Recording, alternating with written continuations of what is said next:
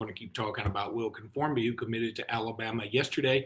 We will certainly talk about that. But one thing that I came across on Twitter, and I think this is so cool to talk about, this is what we're going to lead with. I want to let you know that's going to be Alabama's records against SEC teams all time. And there's just, I know this is something everybody can look up. And I know that it's, a lot of people know our record versus Tennessee or record versus Auburn or whatever. But some of these numbers are kind of crazy, and there's some what ifs in here that I think we need to discuss.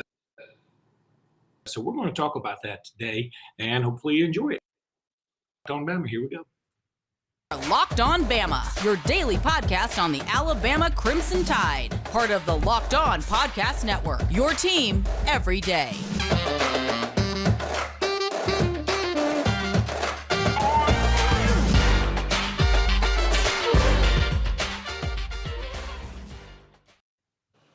Hey, everybody, and welcome back into Locked On Bama. Luke Robinson, that's me. Jimmy Stein, that's him. Jimmy, how are you today?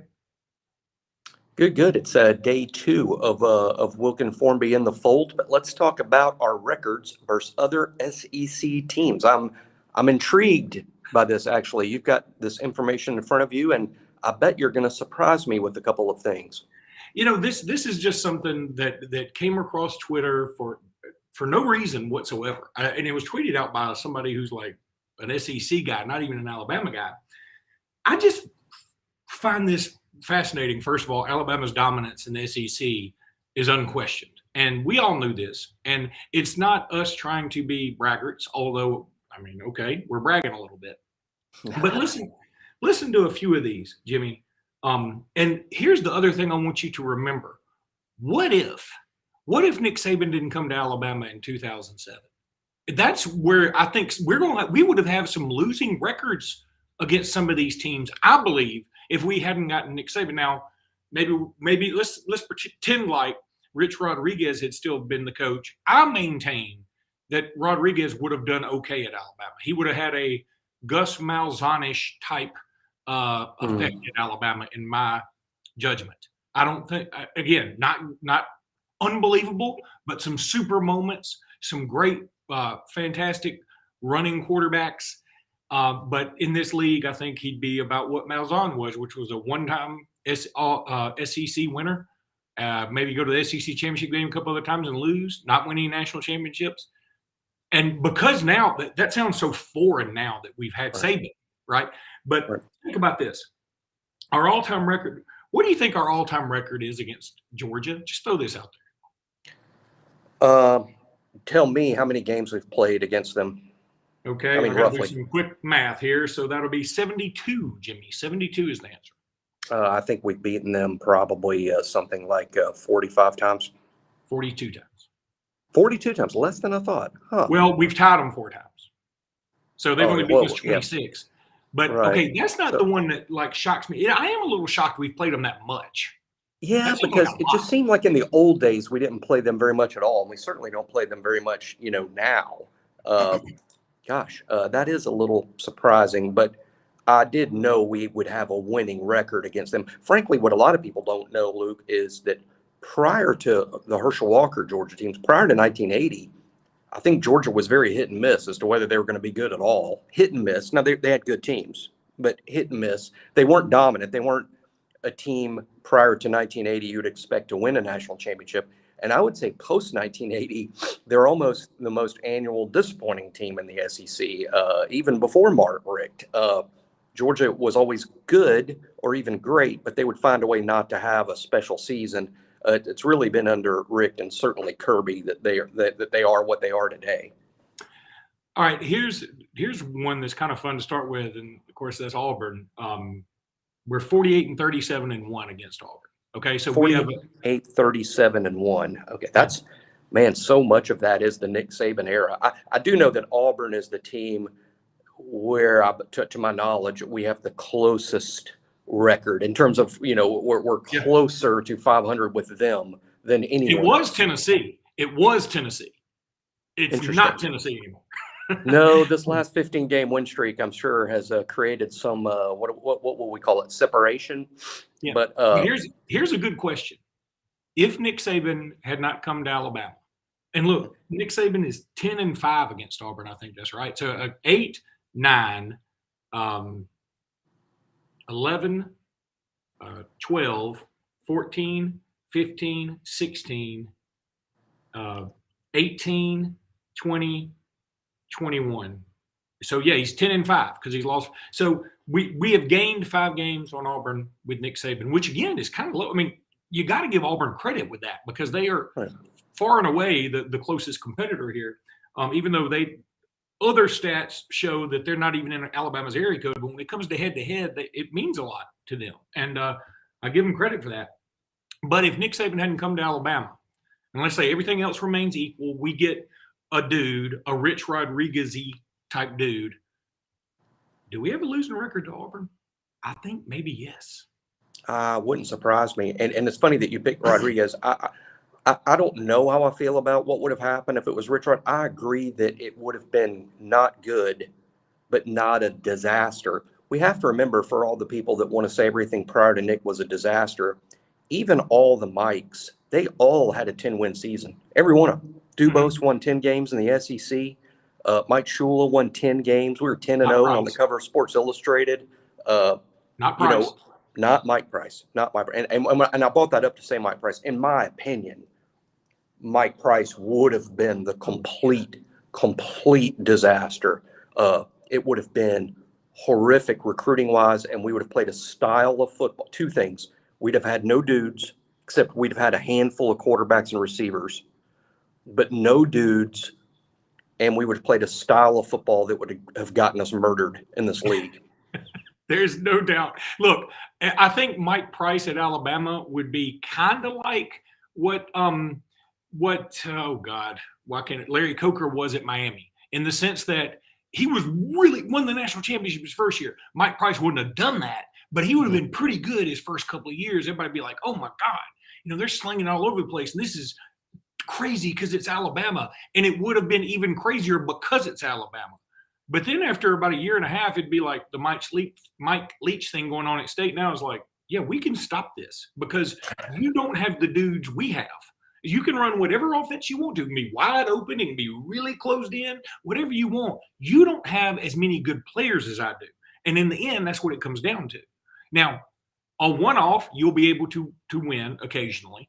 But long-term success, Mike Price would have stunk up the place. Jimmy, we need to go ahead and take a break. I'm going to go ahead and tell everybody right now about Built Bar. Look, I'm going to pull out a Built Bar. This is me very slyly and stealthily pulling out a Built Bar right now. Can you see it? I don't I'll see it. You see it? I'll see it. This one is a coconut. I wish I had it for lunch. I didn't. Because these things are absolutely delicious and nutritious and scrumptious. You absolutely can't beat them. Go to built.com and use promo code LOCK15 for 15% off their order. You can get chocolate mousse. You can get whipped cream. You can get cookies and cream crumble. All these different things. They got all these flavors, and some of them use these Built Puffs. They are fantastic. They got marshmallowy. It's like a protein-infused marshmallow. You can't beat it. You got to try the mud pie. That's like limited time offer. Go try it. All of them are covered in 100% real chocolate. Go to built.com. Use promo code LOCK15 for 15% off that order. That's built.com, LOCK15 for 15% off that order. Let me make sure that I'm not missing something here. I was about to miss something. NBA draft night. I don't want to miss it. You don't want to miss it. One live NBA draft show is not enough for Locked On. The entire NBA channel is going live on NBA draft night.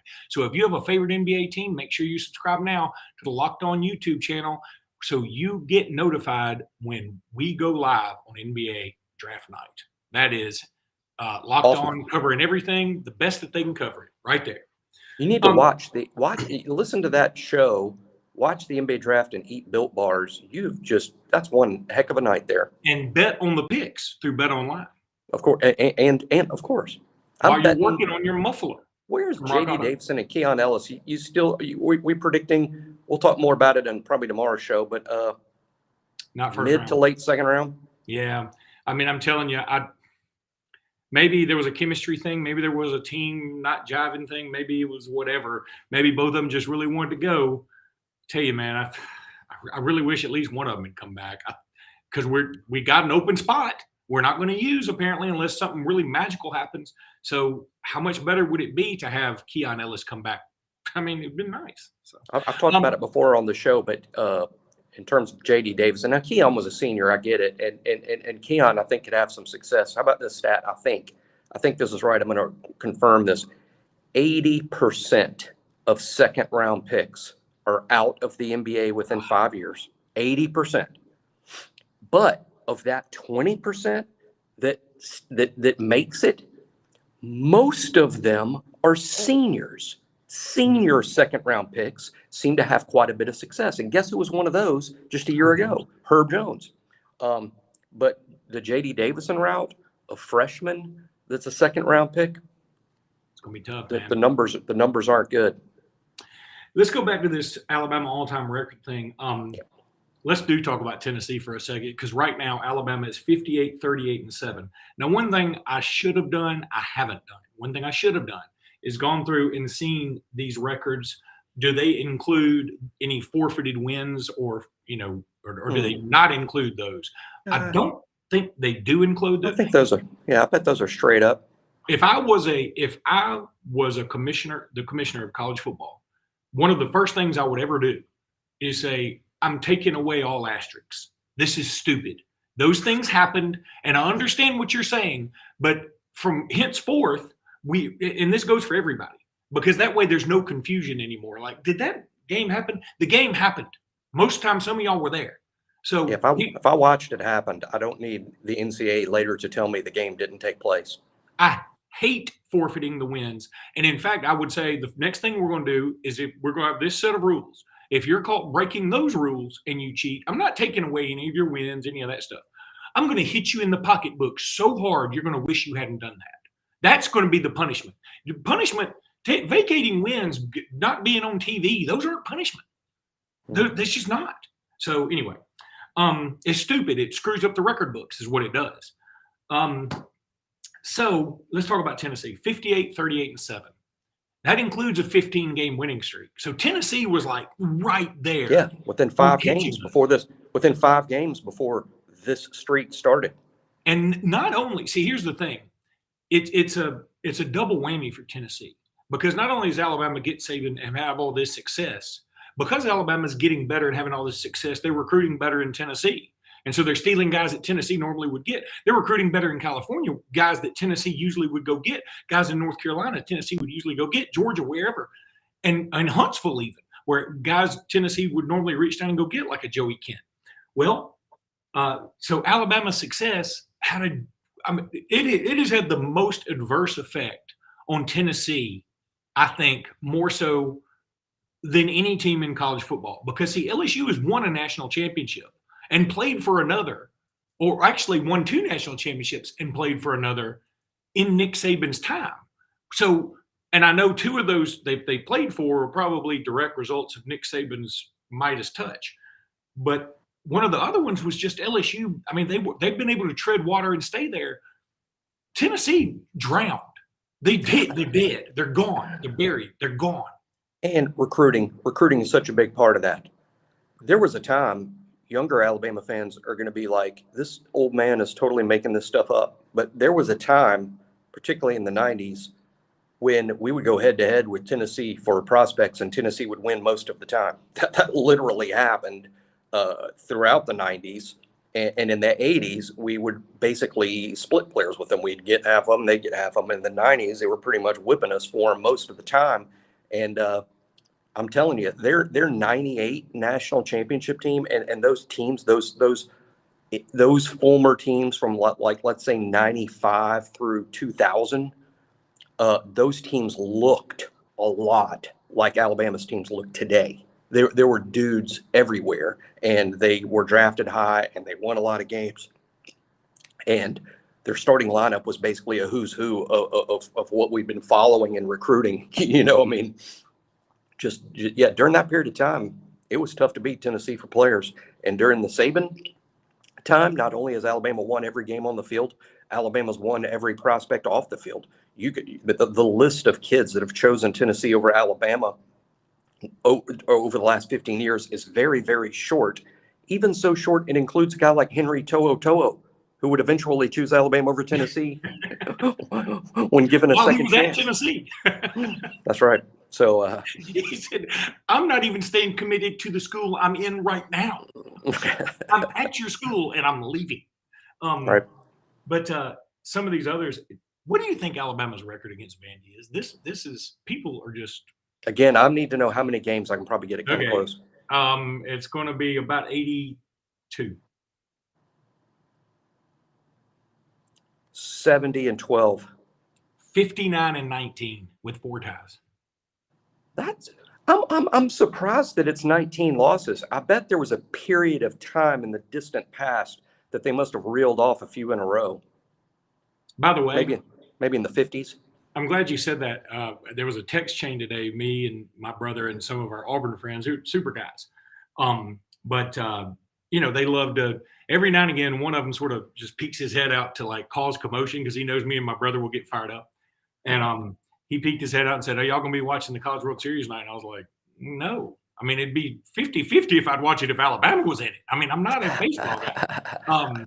But I said, I guess I'm just going to have to go watch the replay of one of our many national championships to ease it. And so we went back and forth. And finally, one of them, as Auburn fans inevitably do when it comes to insulting Alabama people, they put up a GIF of Chris Davis's 109-yard kick six.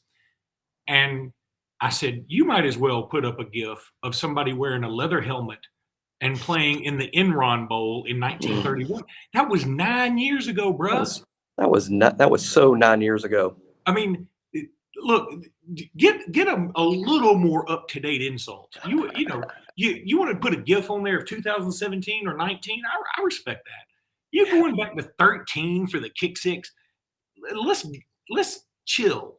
So I've been keeping up with the College World Series at least a little bit. I've watched some, not all of it. I watched maybe a little bit of most of the games, a little bit, but I could be wrong. I've been wrong about a lot of things. But tonight, as we record, Auburn plays Arkansas tonight in an elimination game. I think it might be the end of the road for Auburn. I think Arkansas might be a little much for them. Arkansas's got too many dudes with mullets and mustaches. That equals good baseball team. You know how many times Kentucky's beaten us in their history? Don't ask how many times we played. I'm just asking how many times has Kentucky beaten Alabama? You can't be silent long because see, some of this 14. is an audio podcast only. 14 times. No way. They've only beaten us twice. I know the 97 game. And I remember. Hey, I paid money to watch that game on American television, and I wanted to throw up. It was as depressing a loss, I think, as I've ever seen. But 97 was one. Was the other one in the 70s? It couldn't have. I doubt the 70s. That was our most dominant time ever. Well, that's probably true. But I think Kentucky won the league, believe it or not, 1 year in the 70s. I don't know if they beat Alabama. I think Jerry Claiborne was their coach, I think. In the 70s he was? I think this is right. This is like about 76.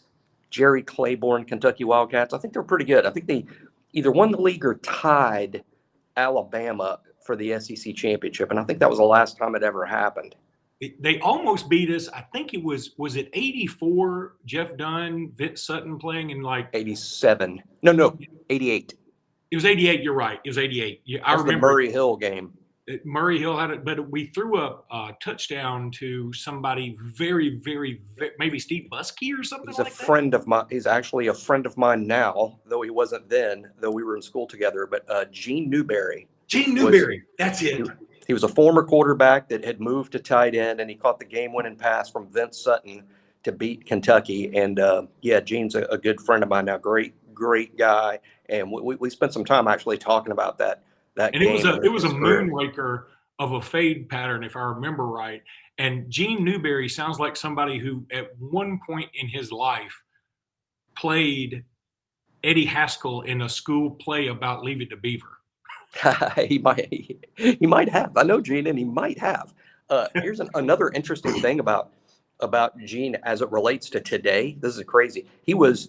Again, we recruit a lot of highly recruited quarterbacks, and for whatever reason, they didn't pan out. But Newberry was basically a 5-star. He was one of the first early entry guys ever. He early entered college in January, like 2 decades before like the next guy did it. I mean, he did it a long time ago. I guess it was roughly 85. And Lou Holtz was the coach at Arkansas. And Gene was telling me that when Gene, who was from Arkansas, chose Alabama over home state Arkansas, there were editorials in the newspaper about, well, time to put Holtz out to pasture because he couldn't even sign Newberry. And that's kind of interesting. The quarterback didn't even work out for him, and it was a big blow for Holtz to lose him.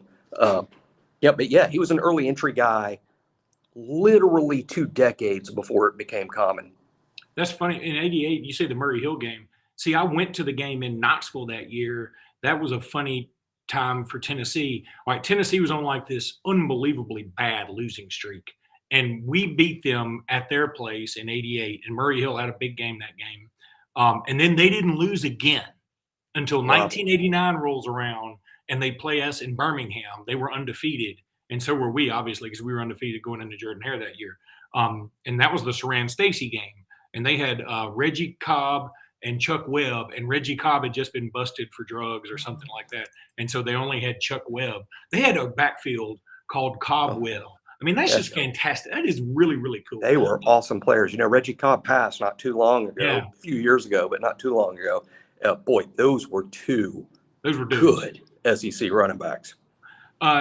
Jimmy, let's go ahead and take a break. We're going to do one more quick segment. When we return, we're going to talk a little bit more recruiting. All right, buddy. Again, want to tell everybody about this NBA mock draft. This thing is really cool. The first picks of the Ultimate NBA mock draft have been made. Search now for Ultimate NBA mock draft and get over 50 insiders, the Audacity Sports experts, the draft experts have Locked On NBA Big Board, and the 5-episode Ultimate NBA mock draft is underway, y'all. Make Ultimate NBA mock draft your second listen today, right after this bad boy. So recruiting-wise, we get Wilkin Formby, the offensive lineman. Now, here's the thing. I think a lot of people, I say a lot of people, I think there are some folks out there, Alabama fans, who are a little bit down on Alabama recruiting just because they look at the rankings and see Alabama's like in the 20s right now. We only have 5 commits. All of them are top 100 guys. That's pretty awesome. But Jimmy, and that's where I really wanted to go with this, just talk about, like, let's build our fan base back up a little bit. Like, nobody be upset that we don't have Arch Manning or something right yet. First of all, we got a dude we really love in Eli Holstein. We might get Peter Woods here in a week or so. But this just came across. I mean, sometimes we break news. It's not breaking news to you. It's breaking news to us as it's happening right now while I'm recording. Tamarian Parker has been crystal balled by 3 people. 2, you want to guess it? Florida. No. Alabama. No. Georgia. No. Auburn. Penn State. Wow. You know, they've been spending a lot of time in Alabama. They're favorites to get Dakari Nelson, who's a safety from Selma that I think is one of the most underrated kids in the state. But Tamarian Parker ending up at Penn State, that would be a wow. Man, wow. I mean, Good player. Again, I would love to have him understand that perhaps Alabama is not chasing him as highly as some people would like or would normally in non-Saban years. Yeah, but I'm not making excuses for Alabama because I love Tamarian Parker. I do. And, wow, boy, him going to Penn State would be something. But imagine this. Imagine Alabama wants to sign 4 defensive linemen. Imagine that's the number. And that's very realistic because, you know, there's only 3 that play. There's only 3 defensive linemen. You know, when we're in our regular, you know, lineup, there's 3 defensive linemen on the field. So signing 4 in one class is sort of a lot, right? What if those 4 are Peter Woods, James Smith, Kelby Collins, and Jordan Renaud from Texas? Yeah. Those 4 guys are all more highly rated than Parker. If you take Parker, which one of those 4 that I named are we dumping? So, you know, sometimes it's just hard to fit them all in. I think Tamarian Parker is a guy that signs with Alabama. He's a high priority for Alabama 90 out of 100 years. And if I'm wrong, 95 out of 100 years. It's just a crowded position group this season. But gosh, what a good player. I can't believe that he would leave the SEC. And if 3 crystal balls happen, let me just tell you how the industry works. It's based on solid information. That is not a coincidence. Yeah, it's not a guy piggybacking off somebody else's crystal ball. That's not the case. All these guys have like 90% accuracy when it comes to these crystal balls. Nobody's got 100% because there'll always be a kid that changes their mind. Yeah. More insider tip about those crystal balls, whether, at On3, we call it the RPM, and then, 24/7, they call it crystal ball, whatever they call whatever website. I would urge people that want to be intelligent connoisseurs of this information, watch who is crystal ball. Who, like, for instance, I'll give him props. If Tim Watts crystal balls somebody to Alabama, pay a lot of attention to that. If some recruiting dude you've never heard of that's not from Alabama, that you're not familiar with, if he crystal balls some kid to Alabama, maybe don't pay as much attention to that. You know what I'm saying? I mean, it's kind of, so don't just look at the crystal balls, look at who. But based on the story Luke is telling, boy, that sounds like something's going down. And to end this particular podcast, that would mean the state of Alabama, let's assume he does commit to Penn State. In the top 15 players, or let's call it the top 20 players, the state of Alabama would have a dude commit to Tennessee, Auburn, Alabama, several commit to Alabama, Penn State, Clemson, and Georgia. And you would assume Tony Mitchell to Texas A&M. A lot of people believe that. I mean, and that's not even 10 players. I mean, this year in the state is ridiculous. We've been talking about it this whole time. But, Jimmy, that's going to do it for this podcast. When we do all this nostalgia talk, that's when we start rambling. But I like the rambling. But anyway, that's going to do it for today. Roll Tide, everybody. Roll Tide.